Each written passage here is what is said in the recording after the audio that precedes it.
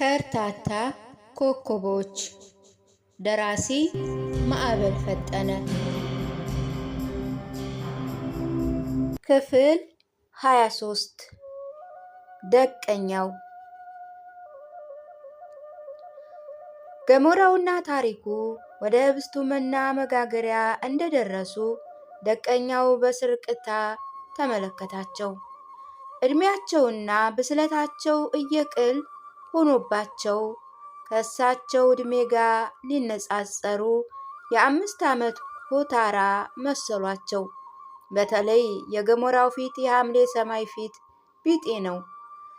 ጭፍግግ ይሄ ቀንጃ ፊት ብቻ አሉ ደቀኛው በውስጣቸው። ከዚያም ከርታታ ኮከቦች ሆይ እንኳን ደስ አላችሁ፣ ወደ ስውሩ ዓለም እንዳትገቡ አጥብቄ የተከላከልኩት ሰውዬ እኔ ነበርኩ። አሁን ግን ከልቤ ተቀብያችኋለሁ። እኔ ሐሽማል ነኝ። ሐሽማሎች ሽንገላ አናውቅም፣ ይቅር በሉኝ። ከርታታ ሆይ ይቅር በሉኝ፣ ኮከቦች ሆይ ይቅር በሉኝ ብለው ከገሞራው እግር ስር ሊወድቁ ወደ መሬት ሸብረክ ሲሉ ገሞራው ተፈንጥሮ ወዲያ ደረሰ። ታሪኩ በድንጋጤ ደነዘዘ። አራት አይናው ከመሬት ላፍ አድርገው አንስተው ይቅር በሏቸው አለ። ይቅር ብለናል፣ ድሮም ቂም አልያዝንም፣ ይቅር ብለናል ሲሉ ይበሉ ይነሱና የመናውን የምስጢር በከፊል ይንገሯቸው አሉ። አራት አይናው ደቀኛው የህብስት መናውን ምስጢር በከፊል ማብራራት ጀመሩ። በዚህ ውስጥ ያለ መና ከሰማይ የወረደ መና አይደለም፣ ምድራዊ ሲሳይ ነው። የኢትዮጵያ አፈር ያፈራው መና ነው። እኛ ጠቢባን ደቂቅ ተዋናይ ከሰማይ የወረደ መና ተመግበን አናውቅም። እኛም በጠቢባን እንጂ በመንፈሳዊ ብቃት ከአበው እንዳንደረስ በቅድስና ከኛ በላይ ያሉ ሰብዕናቸው በመንፈስ ቅዱስ ጸጋ የተሞሉ አበው መና ከደመና እንደሚወርድላቸው ገድላቸውና ድርሳናቸው ይናገራል። ያንን እየተመገቡ ፈጣሪያቸውን ሲያወድሱ ይኖራሉ። እኛ ግን በማዕረግም ሆነ በክብር እኒህ በታች ነን። ምግባቸው ምድራዊ ነው፣ ከኢትዮጵያ ቅዱስ አፈር የተገኘ አፈር ነው። ምሎ ታሪኩን ከሴቶች ጋር የሚኖሩት ቆይታ ትረዱታላችሁ። የሴቶች ድርሻ ነው። የሞት መግቻ እኛ ወንዶች ሳንሆን ሴቶች ተመራምረው ያገኙት መና ነው ብለው ወደ ገሞራው ቀና አሉ። አይኖቹን ገርበብ አድርጎ ተመስጦ ላይ ነበረ። ልማዱ ነው።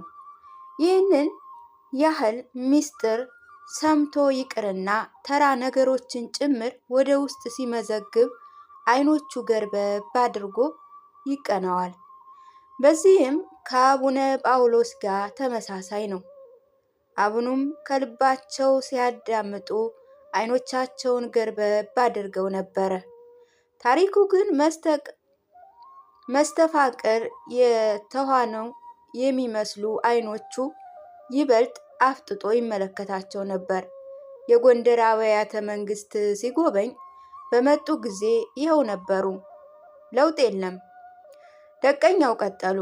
በእርግጥ መሀል ሀገር መና ያወርዳሉ እየተባለን እንደምንታማ አውቃለሁ አሉ ደቀኛው። የሐሽማል ሐሜት መቼም በሁሉም አለ። እኛ መና ከደመና ያወርዳሉ እየተባል እንደምንታማ አውቃለሁ። ይህ ግን አጓጉል ቅጥፈት ነው። መና ከደመና አናወርድም። በእርግጥ ይሄ መና ስሙን ከሰማይ የሚወርድ መና ወርሷል። በግዕዝ ህብስተ መና ይባላል። በአማርኛ የመና ቁራሽ ማለት ነው። በሴቶች መዳፍ እንደ ልብ ይገኛል። ምጣድ ሊጡ እየተጣደፉ ንግግራቸውን ገታ ሲያደርጉ ተመሳሳይ መሐላ ሀገር የለም አሉ ታሪኩ። በየሀገሩ ሊኖር ይችላል፣ ሰው ግን የለም። ማለቴ ሰው ብቻውን ሰው አይደለም። ጥበብና ጠቢብ የለም ማለቴ ነው አሉ ደቀኛው። እረ ጠቢባን አሉ፣ ሀገር ምድሩን የሚያውኩ ጠቢባን ተርፈዋል አለ ገሞራው። የሉም፣ አዛኝቷን የሉም አሉ ደቀኛው። ዘንድሮ ዘመን መና ከደመና በተአምራት ይዘንብ ነበር። መና ግን መምጫው አይታወቅም። ለሙሴ በሃይማኖቱ ጽናት ተሰጥቶት ይህንንም ተአምራት ሲል ጽፎታል። ተአምራት የሆነው ደግሞ መምጫው ስላልታወቀ ነው።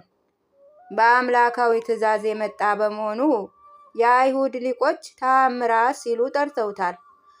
መናው በቤተ መቅደስ ይኖር እንደነበር ቶራ ይተርካል። የኛ ሊቆች ይህንን መና ጌታ እስኪመጣ ቤተ መቅደስ በሞሰበ ወርቅ ይኖር ነበር።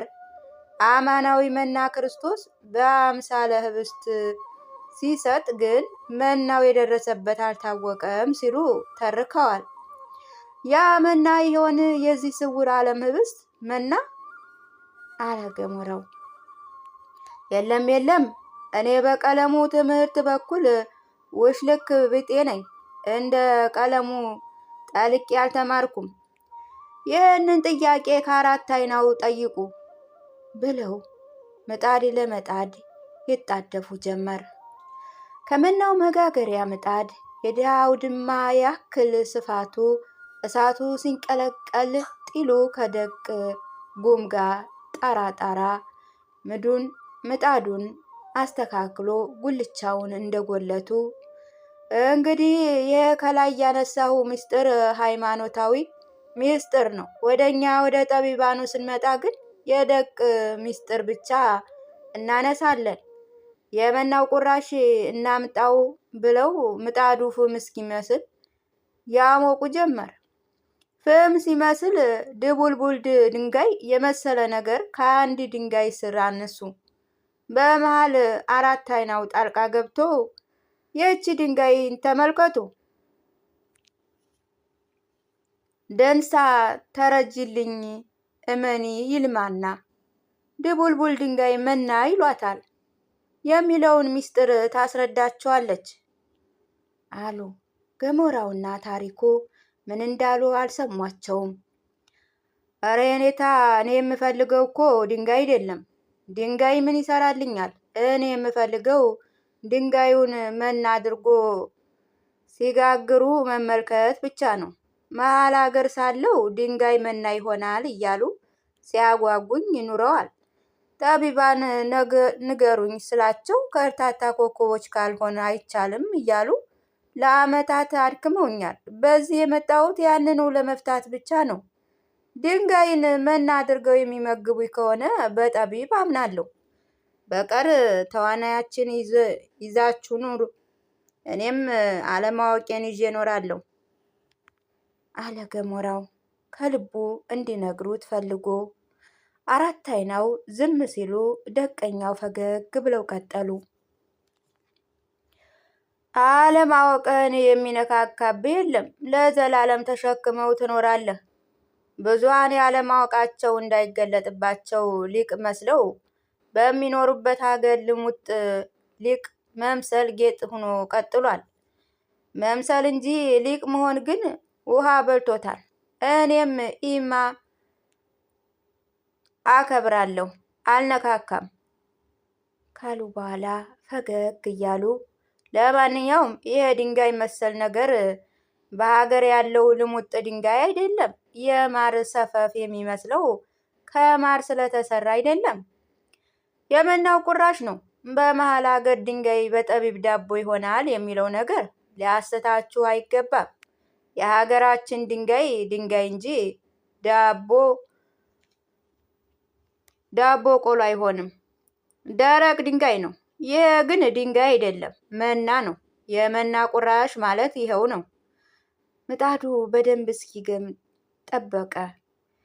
ይህን ድንጋይ መና አድርጌ ወደ ምጣዱ ስር አንገታቸውን ዘንበል አድርገው እሳቱን ቡፍ ቡፍ ሲሉ እሳቱ እንደ ደመራ እሳት ተንገረበበ። ድንጋይ መሰል መናውን ከመሃል እጃቸው ላይ ያንከባለሉ ማብራራት ቀጠሉ። ይህ ድንጋይ ከዚህ ማዶ አለት የተፈለፈለ ድንጋይ አይደለም። እሺ አባቴ አሉ። ሁለቱም አይናቸውን ከምጣዱ ላይ እንደጣሉ። መድኃኔ ዓለም እሺ በላችሁ። እንግዲህ ተመልከቱ። ይህች ጠጠር ድንጋይ ከምጣድ ልብ ላይ ስታርፍ መቅለት ትጀምራለች። መቅለት ስትጀምር እንደ ሊጥ በምጣድ ልክ ማዞር ብቻ ነው። ብድግ አድርገው ከምጣዱ መሃል ልብ ላይ ቁጭ ሲያደርጓት በቅጽበት ምጣዱ ድምፅ አወጣ። ፍሽሽ ሲል ድንጋዩ መፍሰስ ጀመረ። ህብስት መና ማለት ይህ ነው። እሺ ደቀኛው እጃቸውን ወደ ትከሻቸው ሸብሰብ አድርገው በምጣዱ ልክ አዙረው ከጋገሩ በኋላ ምጣዱን ገጠሙት። ላፍታ ቆይተው ምጣዱን ሲከፍቱ ትኩስ እንጀራ ቦግ አለ። መናው ነው። የዓይኑ ስፋት፣ የእንጀራ ጥራት በትክክል ከሰማይ የወረደ ይመስላል። ታሪኩ ራሱን ስቶ ወደቀ። ገሞራው መብራት እንደያዘው ሰውነቱን ነዘረው። ሊወድቅ ተንገዳግዶ ቀረ። አራት አይናው ታሪኩን አረፍ አድርገው አነሱት። ደቀኛው ግን ስራ አልፈቱም። ደግመው ደጋግመው ትኩስ ትኩስ እንጀራ ከምጣዱ እያወጡ ደራረቡት። ቤቱ የሰርግ ቤት መሰለ። የመናው መዓዛ ስውሩን ዓለም አወደው። ይበሉ አራት አይናው የከርታታ ኮከቦች ታሪክ ያስተምሯቸው። የከርታታ ኮከቦች ታሪክ ሲረዱ የመናውን ምስጢርም ይገባቸዋል። ከዚህ ከሴቶች የጥበብ ዓለም እንወስዳቸዋለን። ከሴት እጅ መናውን ከተቀበሉ በኋላ እኔ በዚህ ምጣድ እጋግራለሁ። እሱን ተመግበው ከሞት ጋር የነበራቸውን ቀጠሮ ይሰርዛሉ ብለው ወደ ሁለቱ ዘወር ብለው አራት አይናው ቀለሙ የአቡሻሂር ሊቅ ናቸው። ዘወትር በውስጣቸው የሚመስለው ሀሳብ የአቡሻሂር ቀመር ብቻ ነው። የስነ ፍጥረት ሊቅ ናቸው። ቅዳሜን በቅዳሜነቷ ብቻ አይረዷትም፣ ምርምር ይጨምሩባታል። በዚህ ዕለት ለሚወጣው ከዋክብት ጭምር ቀመር ይሰጧቸዋል። እሁድ ስትመጣ ደግሞ እንዲሁ ናት። ለቀኗ ምስጢር ይፈልጉላታል። ምን አለፋችሁ ዕለትን የተለያዩ ቀመራትን ሲቀምሩ ነው የሚኖሩት። ሌሊት ተቀን እንቅልፍ አያውቁም። ዘወትር በውስጣቸው የተከተበውን ይኖራሉ። ሌሊት ሌሊት አንድ ቀመር ጀምረው ፈለጋትን ሊያሳሱ ወፎች ጩጩ ሲሉ ካሉ በኋላ አሁን ደግሞ ወደ ማረፊያ ውሰዳቸው ብለው ከርታታ ኮከቦችን ሸኟቸው። ወደ ምጣዱ ተመለሱ። እሳቱ እንደ ደመራ ይንገረገራል። ደቀኛውም የማር ሰፈፍ የመሰለውን ነገር ሲጋግሩ ከርታቶች ወደ አራት አይናው ማረፊያ ገሰገሱ። መና ዘይረር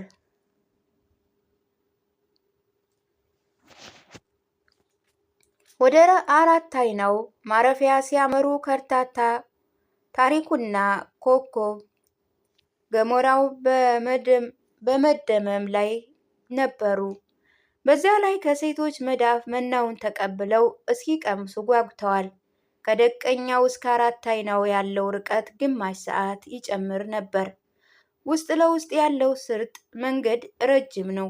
ጥቂት እንደገሰገሱ ገሞራውና ታሪኩ ስለመናው አንዳንድ ምስጢር ማንሳታቸው አልቀረም።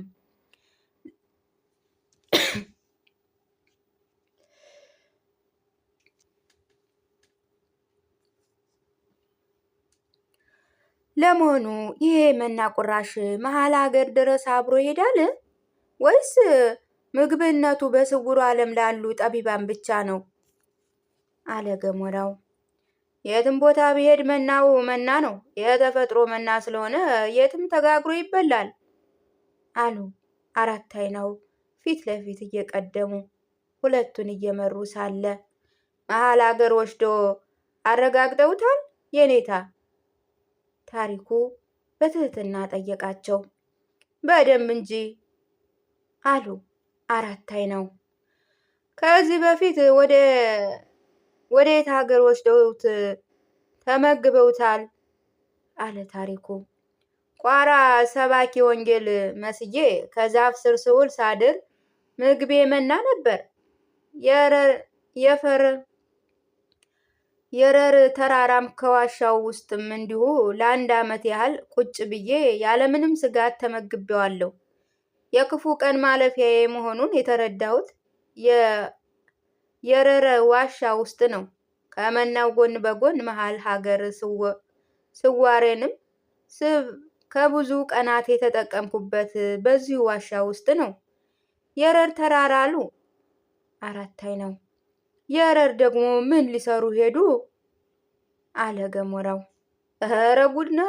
አይ የመሃል ሀገር ሕዝብ ደግ ቀን የሚመጣ ደግ ንጉሥ ሲነግስ ነው ብሎ ያምናሉ። ስሙንማ ቴዎድሮስ ሲሉ ያነሰዋል። ሰልሳዊ ቴዎድሮስ መሆኑ ነው እንግዲህ። ይህ ደግሞ በሕዝብ ዘንድ ብቻ የሚነሳ ጥያቄ አይደለም። የቤተ ክህነት ሰዎችም በከፊል ያወራሉ። እሱ ሲመጣ የአንድ ላም ወተት፣ የአንድ በሬ እሸት ለዓመት ይበቃል። የምድር በረከት ማለት እሱ ነው። ከየረር ተራራ ይወጣል ሲሉ ያሟርታሉ። መነሻው ከየረር መሆኑ ከታወቀ ተሰውሮ የሚኖር ከሆነ እንደሱ ተሰውሬ እፈልገዋለሁ። በገሃዱ ዓለም የሚኖር ከሆነ ደግሞ አያመልጠኝም ብዬ ወደ የረር መንገድ ጀመርኩ አሉ አራት አይናው በስሱ ፈገግ ብለው። አዋቂው እንዳላዋቂ ይህን ተራ ወሬ ሰምተው ቴዎድሮስን ፍለጋ ይሄዳሉ። እንዴት የኔታ? አለ ታሪኩ። ይቅርታ ይደረግልኝ ወንድሜ፣ ሰው የሚኖረው በምኞት ዓለም ውስጥ ነው። ይህ ዘመን ደግሞ ከእውነታ ይልቅ በምልክት የተሞላ ዘመን ይመስላል። ከደቂቅ ተዋናይ በቀር ሁሉም የአዲስ ቴዎድሮስ ምጽአት ይጠብቃል። ሁሉም በምናቡ የራሱ የሆነ ንጉሥ አንግሶ መኖር ከጀመረ ሰነባብቷል። በዚህ ዘመን የመሃል ሀገር ሰዎች ቴዎድሮስ ይነግሳል ሲሉ ሰምቶ ዝም ማለት ደግሞ ነውር ነው። ከኛ ከጠቢብን በኩል እውነታውን ማወቅ ያስፈልጋል። ሌሎች ተሰውሮ ይኖራል እያሉ ሕዝቡን ሲያጃጅሉ ዝም ብሎ መመልከት አግባብ አይደለም። እናም በስዋሬ የሚኖር ከሆነ በስዋሬ ሁኜ እፈልገዋለሁ ብዬ የረር ከተፍ አልኩ ካሉ በኋላ አከሉበት። መቼስ የስዋሬ ጥበብ ለመቼ ይሆናል? በስውር አሉ የሚሉትን በስዋሬ ሆኖ የሚያረጋግጥ ደግሞ ከኛ ከጠቢባን ይጠበቃል። ወደ የረር ለመሄድ ያነሳሳኝ በስዋሬ አለ ስለተባለ ነበር። እውነታውን ለማረጋገጥ ሄድኩ ብለው እረፍት ሊያደርጉ ከትልቁ ዶቅማ ስር ደገፍ አሉ። ገሞራውና ታሪኩ በቀኝና በግራ በኩል ተኮልኩለው ማዳመጥ ቀጠሉ። የትንቢታዊ ንግግር ደግሞ ከጥንት ጀምሮ ሲነገር የመጣ ነገር ነው። በተለይ በ97 ዓመት ምህረት ቴዎድሮስ ሊነግስ የረር ላይ ተገልጧል የሚል ወሬ በየሰፈሩ ተናፍሶ ነበር። እኔም ወሬውን ስሰማ ከዚሁ ከጠቢባኑ ዓለም ወጥቼ ወደ የረር ለመሄድ ወሰንኩ። ጓደኞቼ ተቃወሙ። መሄድ አለብኝ ብዬ ከረርኩኝ። ለምን መሄድ እንዳለብኝ ሲጠይቁኝ መሃል ሀገር ቴዎድሮስ ይነግሳል፣ ከየረር ቴዎድሮስ ይነግሳል እያሉ ነው። የረር ደርሼ እውነታውን መረዳት አለብኝ ብዬ ወደ የረር ጉዞ ጀመርኩ። ፈቀዱልኝ። የወር በኋላ የረር ከተፍ አልኩ ብለው ከዶቅማዋ ፍሬ ለቃቅመው ሰጧቸው። ተቀብለው መግመት ጀመሩ። አራት አይናው ግን ቀጠሉ። የረር ስገባ እንደኔ ወሬ ሰምተው ወደ የረር የመጡ ሰዎች ብዙ ነበሩ። አዲሱ ንጉስ ግን በሀገሩ አልነበሩም። ቴዎድሮስ ሳይሆን የወሬ ብቻ ተራራት በወታደር ሲመነቀር አገኘሁት። ወታደሮች በዚህ ዋሻ እየዞሩ በየዋሻው በየጸሎቱ መጥተው ፈጣሪያቸው ደጅ የሚጠኑ አባቶችን ያለቃልቃሉ። ትዝ ይለኛል። ዘመኑ ከወከባ ዘመን ነበር። ወከባው በዝቶ ሰው ሁሉ ተሰላችቶ ነበረ። ወቅቱ 1997 ዓመተ ምህረት የማቴዎስ ዘመን ነበር። በወቅቱ መንግስት ተናውጦ ነበር ካሉ በኋላ በእርግጥ ከመሄዴ በፊት ከጠቢባን አንዱ ተነስቶ አሁን ያለው መንግስት ገና ይቀጥላል፣ ከዚህ ዓመት በኋላ አያቆምም። ይህንን በሐሳብ ርዕዮተ ቀመር ደርሼበታለሁ። ህዝቡ ያልቃል፣ መንግስት ግን ይቀጥላል፣ አትሄድ ብሎ ሞገተኝ። አሻፈረኝ ብዬ ነው የሄድኩት ሲሉ ከመካከል ሌላ ሚስጥር ጣል አደረጉ። ሐሳብ ርዕዮቱ ደግሞ ምን አይነት ቀመር ነው? አለ ታሪኩ። የጥበብ ቀመር ነው። በደቂቅ ተዋናይ ዓለም ማንም ያውቀዋል። ቀመሩ የሂሳብ ቀመር ቢጤ ነው። ዘመናቱንና አሻቅቦ ይቆጥራቸዋል፣ አቆልቁሎም ያያቸዋል። አቆልቁለው ሲቆጥሩ ከመጀመሪያ ጀምሮ በዘመን ያሉትን ክስተቶች ወደ ኋላ ሂዶ ያመጣቸዋል። አሸቅቦ ሲቆጥሩ ደግሞ ወደፊት በዓለም ያለውን መጻኢ ዘመን ኩልል አድርጎ ያመጣል። ምጽአት ድረስ ያመጣል። የአንድ መንግስት ፍጻሜ ጭምር የሚያመጣ የዘመን ቀመር ነው። ምልኡ ሐሳብ ከጠቢባን አንደበት በሌላ ቀን ተማሩታላችሁ ብሎ ወደ ወጡንበት ሐሳብ ተመለሱ። በወቅቱ የነበረው መንግስት እንዲቀጥል እኔም አውቄ ነበር። ነገር ግን የረር ተራራ ላይ ወጥቼ ቴዎድሮስ የሚባል በስዋሬ የሚኖር ንጉስ መኖር አለመኖሩን ማረጋገጥ አለብኝ ብዬ መንገድ ስጀምር ጓደኞቼ በእንባ ሸኙኝ። ሰተት ብዬ ረር ገባሁ። ስደርስ እንደውም ሁኔታው አሳስቦኝ ከጎንደር፣ ከጎጃም፣ ከትግራይ፣ ከወሎ፣ ከወለጋ፣ ከሸንሻን ከዚህ ከቅርቡ ኮንፊል ጭምር የሄዱ ሰዎች በየጥሻው ተከስተዋል። በተለይ በሸናሻና ኮኮንፈል ከመጡ ከፊሉ ስዋሬ ጭምር ያውቃሉ። ከስዋሬ ውጭ ከሆኑት መካከል ደግሞ መርሻ ዘማይጣድ ቀዳማዊ ነበሩ። እንደኔው ቴዎድሮስ ሐሰሳ የረር መተው ቁጭ ብለው ሳቅ ሲሉ መርሻ ደግሞ ማናቸው? አለ ታሪኩ። መርሻን አታውቋቸውም? ድፍን ጎንደር እኮ ያውቃቸዋል አሉ አራት አይናው። እስኪ በደንብ ያስረዱኝ። ርዕሰ መምህራን መርሻ የሚባሉ የተክለውን የአቋቋም ሊቅ አውቃለሁ። ደብረ ታቦር ኢየሱስ የተክል አቋቋም ምስክር ቤት ጉባኤ አላቸው። እኔም ለመጀመሪያ ጊዜ ያየኋቸው ደብረ ታቦር ቴዎድሮስ አደባባይ ነው። በዚያ አደባባይ የሊቃውንት ጉባኤ ተደርጎ እኔም እርሳቸውም የበዓሉ ተሳታፊ ነበር። እርሳቸው በአቋቋም ሊቃውንት ታጅበው በዓሉን ሲመሩ ነበር። መምህር የወረብ ቀለም ለበዓል ሲያቀርቡ ለእኔ መወደስ ተሰጠኝ። በጭንቅ ተገፍቼ መወደስ ልቀኝ ስጀምር የጎንደር ሊቃውንት በጭብጨባ አጀቡኝ። ትዝ ይለኛል። ያን ቀን ትንሽ ወፈፍ አድርጎኝ ነበር። የቅኔ ስሜቱ ከቁጥጥሬ ውጭ ስለሆነ ወፈፌ ሽው ብለውኝ አለፈ። እንዲህ አይነት ነገር አልፎ አልፎ ይጀማምረኛል። በእርግጥ የበጋው መባቻ ብቻ ጠብቆ የሚከሰት ስሜት ስለሆነ ያን ያህል አሳሳቢ አይደለም። እናማ ቴዎድሮስ አደባባይ በጎንደር ሊቆች ሲጨነቅ ለእኔ መወደስ ተሰጠኝ። ከጎንደር ሊቆች ፊት መወደስ መዝረፍ አልፈለግኩም። በፍቅር ገፋፍተው የቅኔውን ዘርፍ አስጨበጡኝ። ከጎንደር ሊቆች ፊት ቁሜ እንደ ልማዴ ዓይኔን ጨፍኜ መወደስ ዘረፍኩ። ሊቅ መረጃ ከፊት ከፊቴ ቁመው ፈገግ ፈገግ ሲሉ ነበር። የእኔ ሰው ስለሆኑ ሀሳቤን በደንብ እንደተረዱኝ ገብቶኝ እንግዲህ እኔ የማውቃቸው መርሻ ይህንን ይመስላሉ። የዜማ፣ የአቋቋም፣ የቅኔ ሊቅ ናቸው። ሌላ መርሻ ግን አላውቅም አለ ታሪኩ።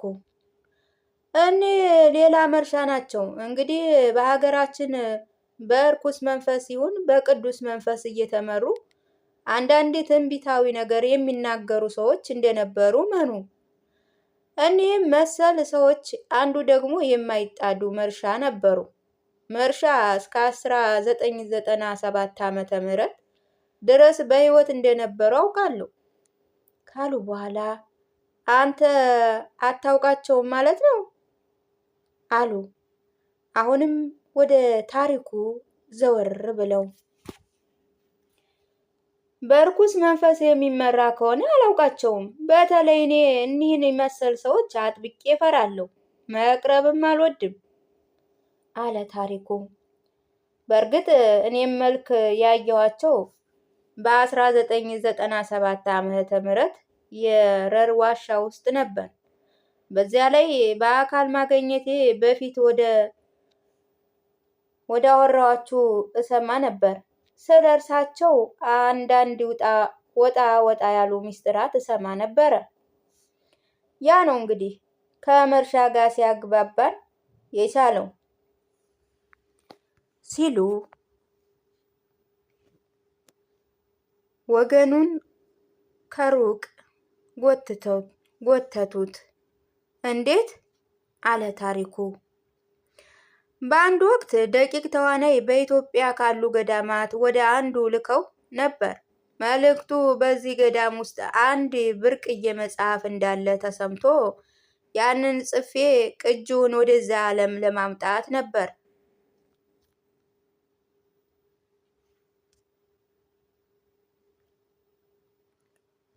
ከገዳሙ ድረስ እመጣለሁ ሲል አዘዘኝ።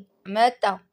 የሰኔ ማርያም ደግሞ መርሻ ይመጣል፣ ፈጣሪ ከረዳኝ እጅ ወደ ነበረበት ጤንነት ይመለስ ይሆናል ሲል ተስፋ ሰነቀ። እኔም ችግሩን ሲነግረኝ ያዘንኩ ቆብና ቀሚሱን ሰፍቼ አለበስኩት።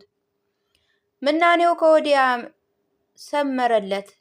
የምናኔ አጀማመሩ ለወግ አይመችም ነበር። በፍጹም ትሁት መናኝ ሆኖ እየቆየ አንድ ነገር ቅር አለኝ። ሰውየው ሰኔ ማርያም ከመርሻ ጋር የነበረው ቀጠሮ አሳሰበኝ። በሰኔ የሚመጣ መርሻ ወይስ መልአከ ሞት እያልኩ ውስጤን ስጠይቅ በጋው አለፈ፣ ጸደይ ገባ። የጸደይ ንፋስ እንዳልተስማማው ግልጽ ነበር። ገና በመጋቢት እኩሌታ የጸደይ ኮከብ ሲወለድ ጀምሮ ጤናው ይበልጥ እየተቃወሰ ሄደ። በሰኔ ማርያም ግን የፈራሁት ነገር ደረሰ። ከመርሻ ቀድሞ መልአከ ሞት መጣ። ሰውየው የሰኔ ማርያም ዕለት አረፈ። ከዚች ቀን ጀምሮ የመርሻ መንፈስ ምን መንፈስ እንደሆነ ሳስብ እየኖርኩ ነው። በኋላ የረር ተራራ ላይ ተገናኘን። አመጣጡ ይህንን የህዝብ አሳቢ ተሸክሞ እንደኔው ቴዎድሮስን ፍለጋ ነበር ብለው ከተረኩ በኋላ ከዶቅማው ስር ተነስተው ወደ ወይራው ቀጠሉ። ጠቢባን ጋር የመኖር ፍላጎት ሰማይ ደርሷል። በዚህ ስፍራ ውስጥ ተዋናይ መልአከ ሞትን የገዙበት ሚስጥር ለማወቅ ያለው ጉጉት ውጣ ውረዱን አቅልሎለት የሞት መግቻው መና እስኪቋደስ ዓመት ሆኖበታል። የረር ስደርስ ቀድሞ የገባው መርሻ ነበር። በእንግዳ ልማድ ተኮፍሶ አገኘሁት። እሱ መሆኑን ስሰማ ቀረበውት። አንድ ሌሊት አፍ ላፍ ገጥመን ስንጫራት አደርን ብለው ወደ ቴዎድሮስ ታሪክ ሊያልፉ ሲንደረደሩ ገዳም ጠብቀኝ ብሎ መርሻን ሲጠብቅ ስለነበረ ሰው ታሪክ አንስተው ጠየቁ አለ ገሞራው። ምኑ ይጠየቃል? ሰውየው አንድ ጊዜ የገዳም አፋፍ ተቀምሷል። ያን ታሪክ ለመርሻ ማንሳት አስፈላጊ አልነበረም። አልጠየቅኩም አሉ። ምናልባት የሰውን እድል ፈንታ የሚያውቁት ነገር ካያችሁ ብዬ ነው አለ ገሞራው። እሱማ አለው። መንፈሱ የምን መንፈስ እንደሆነ ግን ግልጽ አይደለም። እርኩስ መንፈስ ይሁን ቅዱስ መንፈስ ራሱ መርሻ የሚያውቀው አይመስለኝም አሉ አራታይነው። እንግዲህ እንዲህ አይነቱ መንፈስ መርምሮ ክፉውን ከደጉ መለየት መልካም ይመስለኛል።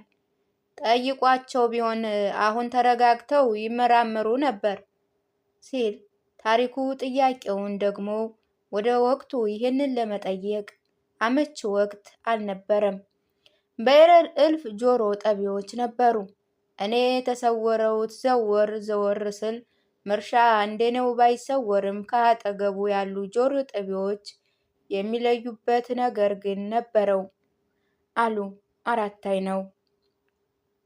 እረ በማርያም አለ ገሞራው እንደ መባተት ብሎ። እውነቴን ነው። በዚች አጭር ቀን ያንን ሊያደርግ አይችለውም። ምን መሰላችሁ? ሰላዮች ከሴትም ከወንድም ወገን ነበሩ። በሴቶች በዓት ሴት ጆሮ ጠቢዎች፣ በአባቶች በዓት ደግሞ ወንዶች መናኝ መስለው የረርን ወረውታል። እኔና መርሻ ጨዋታ ስንጀምር አንዲት ሴት መሰል ብላ መታ ይፍቱኝ ይባርኩኝ አበስኩ ገበርኩ ብላ ከኔ ስር ወደቀች። ከመካከላችን ጆሮ ጠቢ መሳሪያ በድብቅ ታስቀምጥና ኋላ ታነሳዋለች አሉ። እኔ ይህንን አላውቅም ነበር። መሳሪያው ዘመኑ ያመጣው ጆሮ ጠቢ መሳሪያ ነው ሲሉ ሰምቼ አዝኛለሁ።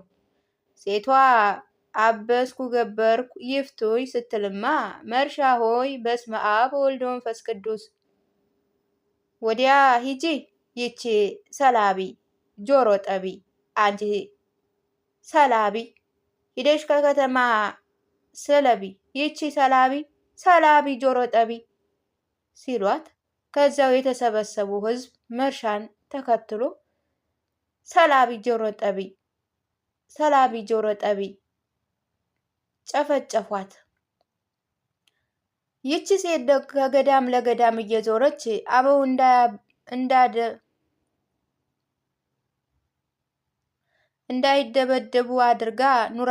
እንዲደበደቡ አድርጋ ኑራለች መሰል። ያን ቀን ፈጣሪ ያጋለጣት። መርሻን ጣለባት። እሷም መሰስ ብላ ሄደች። ጥቂት ቆይቶ አንዲት አውሮፕላን ድምፅ ሳታሰማ መታ ዱቅ አለች። ከዚያ የተሰበሰበ ሕዝብ በቁም ሞተ። ክንዱ የፈረጠው ወታደር ያን ሁሉ ሕዝብ በዱላ እየወቃ መኪና መጥቶ እስኪወስደው ድረስ የኋሊት ከነቸረው። አፍታ ሳይቆይ 3 ጥቁር መኪናዎች ተወንጭፈው ገዳሙ ድረስ ብቅ አሉ። መርሻ ተንከባሎ ጉድጓድ ገባ። ወታደሮች አጥብቀው እየፈለጉት ነበር። መገኘት ላረጋግጥ አልቻልኩም ብለው ዝም ሲሉ እርሶስ እንዴት ተጠጉ? አለ ገሞራው። እኔማ የተዋናይ ስራ ሰራዋ ተሰወረው። እኔ ከስውር ሴቷ ዋናው አማጺ ገና አልተያዝም። ፈልጉት። እሱ ከእጃችን ካልገባ ከዚች ንቅንቅ ማለት የለም እያለች ጥብቅ መመሪያ ሰጥታ ከሩቅ ቁጭ ብዬ እያዳመጥኩ ነበር። እኔም ፍለጋ ያልተመነቀረ ዋሻ አልነበረም። መንቅረው ሲያጡኝ አባቶችን አስረው እየደበደቡ ወደ አዲስ አበባ ከተማ ሄደው በነገታው ከስዋሬ ወጣ ብዬ ዘወር ስል አንድ ወታደር ከድንጋይ ጋር ድንጋይ መስሎ ያደፍጣል። ከአጠገቡ ደርሼ ነበር ማለት ይቻላል። እኔ እጄን እሱ አላየሁም፣ እኔ እንጂ እሱ አላየኝም። ኮቴን ሰምቶ ቀና ሲል እኔ የለሁም። ወደ ስዋሬ ተመለስኩ። ሂዶ በጊዜው ለነበረው መሪ ቴዎድሮስ አይቸው ነበር። እርምጃ ለወስድበት ስል ተሰወረ። ይህንን በተደጋጋሚ አረጋግጫለሁ ብሎ ተናገረ። ከዚያ ወዲያ የኤረር ተራራ የወታደሮች ምሽግ መሆን ጀመረች። አሁን ድረስ ሰው ቴዎድሮስ በኤረር ዋሻ ተሰውሮ ይኖራል የሚል እኔን ነው። መንግስት የኤረርን በጥርጣሬ ዓይን የሚመለከተው ታሪክም ይህንን ይመስላል ካሉ በኋላ ፈገግ ብለው በዚህ ዘመን ያሉት ትውልድ ተሰወረ፣ ተገለጠ፣ ቴዎድሮስ ኤረር ውስጥ ይመጣል የሚለው ይህንን የእኔን ቁንጽል ስዋሬ ይዞ ነው። በኤረር ስገለጥ ስሰወር የነበርኩት እኔው ራሴ ነኝ። እኔ ግን ቴዎድሮስ አይደለሁም፣ ልሆንም አልችል። ወደፊት የሚመጣው ግን አላውቅም። አንዱ ሲመጣ መንግስቱን ቴዎድሮስ ሲለው ይችላል። የሆነው ሆኖ አሁን የሀገሬ ሰዎች ቴዎድሮስ ከኤረር ተራራ ይመጣል ሲሉ ያወራሉ። አንዳንዶች ደግሞ በመልክ ሳይቀር አይተነዋል ሲሉ ይደመጣሉ። መንግስትም በዚህ በኩል ብዥታ ተፈጥሮበታል። ይኸው ሊቃውንት ተራራውን በታጠቁ ሰራዊት እያስጠበቁ ነው። ከኤረር ታች የተኮለኮሉ ሰራዊቶችም ቴዎድሮስ ዘሎ ቤተ መንግስት እንዳይገባ እየጠበቁ ነበር። አቤት ፍርሃት!